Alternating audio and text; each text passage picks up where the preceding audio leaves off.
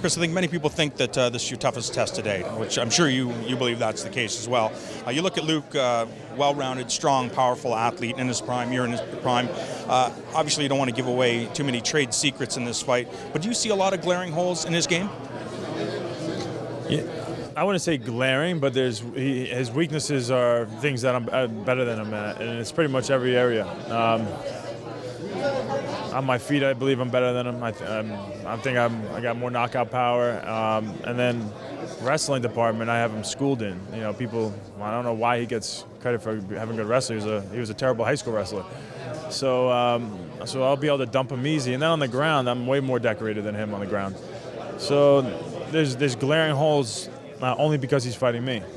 Do you look at some of the things that he does well and expect that he's going to put you in areas where you get to shine, where you may be areas that you haven't actually felt inside of the cage, which will take your game to a new level? I don't know. We'll see. You know, he likes to throw a lot of kicks. He hasn't faced a wrestler like me before. I mean, he throws those kicks, he's going down. I mean, I don't know what people are going to see that's different. I'm going to just try to, if people think he's good, it'll be fun to prove to them that, not saying that he's not good, but that I'm that much better. Just talk about your training camp. Has everything gone the way you anticipated, the way you visualized going into this training camp for this fight with Rockhold? Everything's been perfect. Everything's been perfect, yep. And, do you visualize what's going to transpire over the 25 minutes? Do you expect it to be a 25-minute war, or is it something that you visualize that's like, no way, it's going 25 minutes? I've visualized it a lot of different ways. You know, I always try to imagine, you know, going to 5 rounds and having that war because it helps me train harder. But when it comes down, I think I could be knocking him out in the first round. I think I could take him down, hit him with an elbow, and then look for submissions or ground and pound. There's just so many ways for me to win this fight, so I don't know how it's going to happen, but it's going to happen. Just talk about the balance. Obviously, you're a family man, middleweight champion of the world, have all these media obligations, have your academy as well.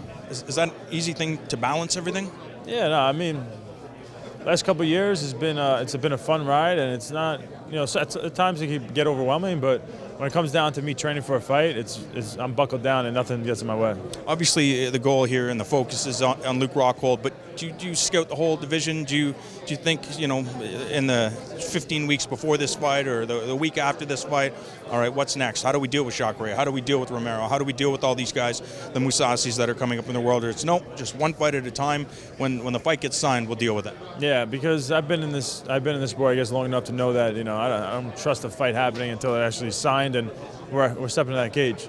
So no, I don't really think about anybody in my weight class, other guys that might be fighting. I'm focused on the guy that I'm signed up against, Luke. That's it. He is the middleweight champion of the world, Chris Weidman. Back to you guys in studio.